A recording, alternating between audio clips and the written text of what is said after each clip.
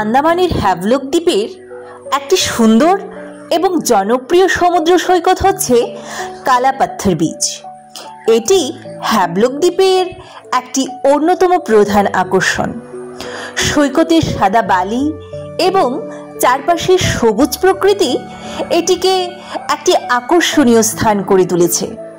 বিশ্রাম নেওয়া, ছবি তোলা এবং সমুদ্র সৈকতে হেঁটে বেড়ানোর জন্য এটি একটি আদর্শ জায়গা। এটি সূর্যোদয় এবং সূর্যাস্তের মনোমুগ্ধকর দৃশ্যের জন্য সুপরিচিত।